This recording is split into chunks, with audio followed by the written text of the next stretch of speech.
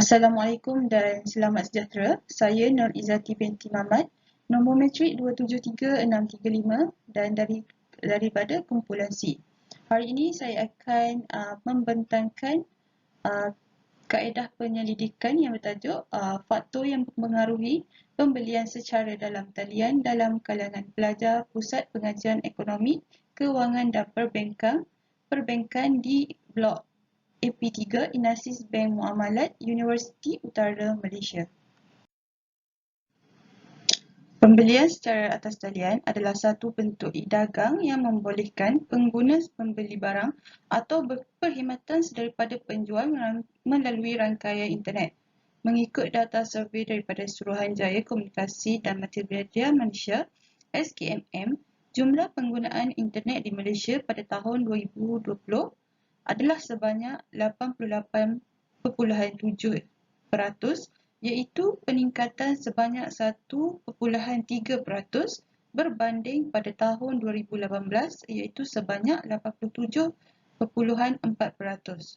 Peningkatan pengguna internet ini telah meningkatkan penggunaan e-dagang di mana pembelian secara atas talian kini didapati telah digemari oleh orang ramai.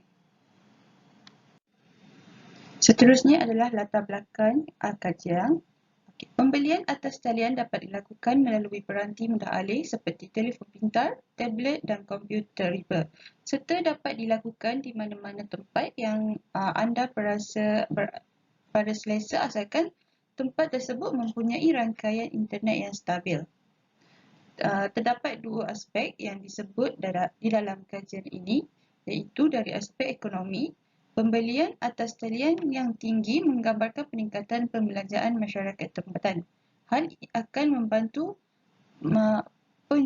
peniaga dalam talian untuk meningkatkan pendapatan mereka dan secara tidak langsung akan meningkatkan keluaran dalam negara kasar KDNK Malaysia. Dari aspek sosial pula, pembelian atas talian terdedah kepada pelbagai risiko seperti penipuan jual beli, maklumat peribadi terdedah, mendapat barangan tiruan yang mungkin membahayakan keselamatan atau kesihatan dan barangan yang dipesan mungkin hilang. Walaupun pembelian atas talian memudahkan urusan membeli belah, namun pengguna juga lebih mudah terdedah kepada penipuan kerana maklumat penting seperti nombor akaun atau kad kredit mereka mudah dicuri dan diakses oleh penjenayah cyber. Pada era kini, penggunaan rangkaian internet telah membangunkan perniagaan secara dalam talian. Pembelian secara dalam talian adalah lebih mudah dan menjimatkan masa kerana semua transaksi dilakukan dan selesai secara maya. Pelaksanaan Perintah Kawalan Pergerakan (PKP) telah menyaksikan perkembangan penggunaan platform dalam talian untuk membeli belah. Statistik oleh Kajian Pengguna E-Dagang 2018 (ESC 2018) menyatakan sebanyak 51.2% penduduk di Malaysia menggunakan platform e-dagang sepanjang tempoh beberapa tahun yang lalu. Dalam kajian ini, mengkaji jenis barang yang dibeli secara dalam talian penting kepada peniaga untuk mengetahui jenis barang yang dibeli oleh pengguna. Dalam satu kenyataan, Suruhanjaya Komunikasi Multimedia Malaysia memaklumkan bahawa penlibatan golongan wanita dalam aktiviti e-dagang lebih banyak iaitu 53.9% berbanding lelaki dengan 48.8%. Walaupun kerajaan menggalakkan semua agar menggunakan aplikasi pembelian secara atas talian, tetapi perkara sebegini juga akan memberi impak yang negatif kepada pengguna. Risiko menggunakan pembelian secara atas talian dapat kita lihat di sekeliling kita, ada yang mengalami kebocoran maklumat serta penipuan dan lain-lain lagi. Terdapat 4 persoalan kajian dalam penyelidikan ini. Yang pertama adalah apakah profil demografi pelajar-pelajar Pusat Pengajian Ekonomi, Kewangan dan Perbankan di Blok AP3 Inasis Bank Muamalat Universiti Utara Malaysia. Yang kedua, apakah jenis barang dan perkhidmatan yang dibeli secara dalam talian oleh kalangan pelajar Pusat Pengajian Ekonomi, Kewangan dan Perbankan di Blok AP3, Inapan Siswa Bank Muamalat Universiti Utara Malaysia. Dan yang ketiga, apakah risiko yang dihadapi semasa membuat pembelian secara dalam talian oleh kalangan pelajar Pusat Pengajian Ekonomi, Kewangan dan Perbankan di Blok AP3, Inasis Bank Muamalat Universiti Utara Malaysia. Dan yang terakhir, yang keempat adalah apakah faktor yang mempengaruhi pembelian secara dalam talian dalam kalangan pelajar Pusat Pengajian Ekonomi, Kewangan dan Perbankan di Blok AP3, Inasis Bank Muamalat Universiti Utara Malaysia. Yang seterusnya adalah objektif kajian. Objektif kajian ini bertujuan untuk menjawab masalah yang disenaraikan dalam persoalan kajian. Pengkaji membahagikan objektif kajian kepada dua kategori, iaitu objektif umum dan objektif khusus. Secara umumnya, bagi kajian ini adalah untuk meninjau faktor yang mempengaruhi pembelian secara dalam talian dalam kalangan pelajar-pelajar Pusat Pengajian Ekonomi, Kewangan dan Perbankan di Blok AP3, Inapan Siswa Bank Muamalat Universiti Utara Malaysia. Tujuan penyelidikan ini adalah diharapkan dapat memberi manfaat dan panduan kepada pengguna yang menggunakan pembelian secara dalam talian dan juga peniaga yang menjalankan perniagaan secara dalam talian. Pembelian secara dalam talian dalam kalangan mahasiswa telah menjadi satu perkara yang normal kerana dengan kemudahan ini, golongan mahasiswa dapat mendapat banyak manfaat dari segi kos dan masa. Faktor yang mendorong mahasiswa untuk memilih dan membeli perkhidmatan dan barangan secara dalam talian adalah penting kepada peniaga untuk mengetahui dan memahami kehendak mereka. Oleh kerana peniaga tidak dapat berinteraksi secara bersemuka dengan pengguna, kajian ini dapat mengumpul maklumat tentang jenis barang dan perkhidmatan yang popular dan selalu dibeli oleh pengguna iaitu dalam kalangan pelajar. Penting bagi peniaga juga memberi perhatian dengan menawarkan barangan dan perkhidmatan mengikut keperluan dan kehendak pengguna yang menggunakan pembelian secara dalam talian supaya dapat menarik minat dan perhatian mereka untuk membeli barangan dan perkhidmatan yang ditawarkan. Iaitu mengkaji risiko yang dihadapi semasa membuat pembelian secara dalam talian oleh kalangan pelajar Pusat Pengajian Ekonomi, Kewangan dan Perbankan di Blok AP3, Inasis Bank Muamalat Universiti Utara Malaysia. Terdapat banyak risiko yang mungkin dihadapi oleh pelajar semasa membuat pembelian secara dalam talian. Oleh itu, kajian ini mungkin boleh dijadikan sebagai rujukan atau memberikan maklumat kepada pengguna tentang risiko-risiko yang mungkin berlaku kepada diri sendiri.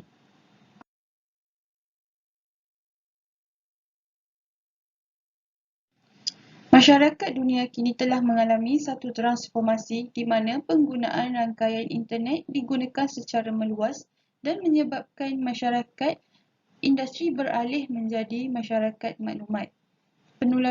Penularan wabak COVID-19 menjadi salah satu punca transaksi jual beli dalam talian dilakukan oleh masyarakat Malaysia. Pembukaan semula kegiatan ekonomi di Malaysia tidak mengurangkan jumlah peratus pembeli yang membeli secara dalam talian. Pembeli dilakukan melalui pelbagai platform e-dagang seperti Shopee, Lazada, Grab, Instagram dan Mudah.com. Kewujudan aplikasi ini memudahkan pengguna untuk mencari barang yang diingini tanpa harus menanggung kos tambahan dan menjimatkan mereka. Syarikat besar seperti Shopee dan Lazada menarik pelanggan dengan menawarkan promosi setiap bulan. Perkara ini menjadi satu daya tarikan kepada pelanggan untuk menggunakan platform ini. Cara penggunaan yang mudah dan mesra pengguna membuatkan pembelian secara dalam talian menjadi lebih mudah dan efektif. Hal ini dapat dilihat menerusi perkembangan teknologi seiring dengan pengeluaran pembuatan telefon pintar dan peranti yang mempunyai akses internet dalam pasaran dunia. Perubahan teknologi internet menyebabkan ramai individu menggunakan peranti mudah alih dan akses internet dalam urusan seharian mereka. Terdapat pelbagai model kajian yang akan digunakan dalam menilai kembali faktor yang berkaitan. Bukan itu sahaja, beberapa model kajian telah digunakan di dalam tugasan ini. Antaranya adalah teori internet, teori kemudahan, teori harga, teori pengaruh media sosial dan teori produk. Untuk teori internet, penggunaan internet kini telah merupakan menjadi salah satu keperluan. Bahkan komunikasi juga dilakukan menggunakan internet dan tidak lagi menggunakan wang kredi yang diletakkan di dalam kad prabayar. Selari dengan perkembangan talian internet di negara, terdapat juga pelbagai aplikasi yang muncul dan memudahkan ramai pengguna. Kemudahan internet kini tidak lagi dianggap sebagai salah satu trend, namun merupakan salah satu platform media atau e-dagang yang akan memudahkan urusan harian masyarakat. Tambahan pula, pelajar Universiti Utara Malaysia mempunyai kemudahan internet yang telah disediakan oleh pihak universiti yang merupakan salah satu faktor kepada pembelian secara dalam talian. Bukan itu sahaja, pembelian atas sahaja, pelajar juga turut dapat membuat pembelian secara dalam talian dan dilakukan pada bila-bila masa sahaja dengan adanya sokongan rangkaian internet. Seterusnya adalah teori kemudahan. Teori kemudahan adalah salah satu faktor yang penting bagi pelajar ditambah dengan kemudahan pusat membeli belah yang agak jauh dari pusat pengajian menyebabkan pelajar lebih gemar membeli belah secara dalam talian. Bukan itu sahaja, pembelian dan pembayaran turut boleh dilakukan di dalam secara dalam talian maupun pembayaran secara penghantaran secara tunai iaitu cash on delivery. Ia memudahkan para pelajar serta menjimatkan wang mereka tanpa perlu mencari barang di pusat membeli belah. Seterusnya adalah teori harga yang menerangkan berkaitan dengan penawaran harga produk yang berada di dalam talian dan juga di kedai fizikal. Tambahan pula, harga barangan dalam talian lebih murah dibandingkan dengan kedai fizikal. Perkara ini berlaku kerana peniaga mampu berhubung dengan pengguna akhir secara langsung dan mereka mampu mengurangkan kos yang tidak diperlukan seperti kos sewa premis, kos bil utility, kos upah buruh dan kos perkhidmatan lain yang menyebabkan peniaga mampu menawarkan harga yang lebih murah di dalam platform e-dagang berbanding kedai fizikal. Seterusnya ialah teori pengaruh media sosial yang ditakrifkan secara meluas sebagai platform berasaskan web yang membolehkan pengguna berhubung, berkongsi dan menyumbang kepada penciptaan kolektif kandungan yang berterusan dan boleh dilihat oleh semua struktur media sosial yang muncul termasuk blog, Wikipedia dan juga rangkaian sosial yang lain. Dan akhir sekali adalah teori produk.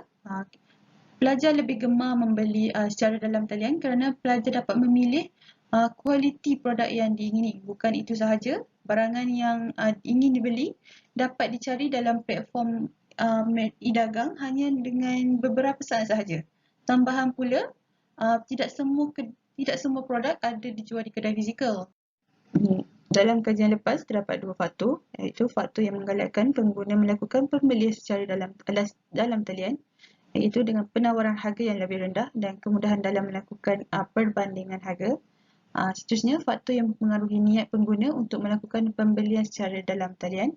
Kemudahan penjimatan masa, reka bentuk dan ciri-ciri laman sesawang dan keselamatan yang mendorong mereka untuk menggunakan pembelian secara dalam talian. Seterusnya adalah hipotesis kajian. Dalam hipotesis kajian, hipotesis adalah andaian awal atau sementara yang dicadangkan mengenai hubungan antara punca dan masalah. Dalam kajian ini menggunakan dua hipotesis, iaitu hipotesis nol, ialah pernyataan di mana tidak ada hubungan antara pemboleh ubah. Seterusnya ialah hipotesis alternatif, adalah andaian yang menyatakan bahawa wujud hubungan antara punca dan akibat sesuatu fenomena. Terdapat 3 instrumen kajian yang digunakan dalam kajian ini, iaitu peralatan, perisian komputer dan juga perkakasan. Bagi memudahkan pengkaji untuk melakukan pengiraan data responden berdasarkan pemrosesan selidik, pengkaji telah menggunakan beberapa peralatan dan perisian komputer dan perkakasan. Antaranya adalah termasuk thumb drive, komputer yang digunakan sebagai perkakasan oleh pengkaji sepanjang tempoh kajian.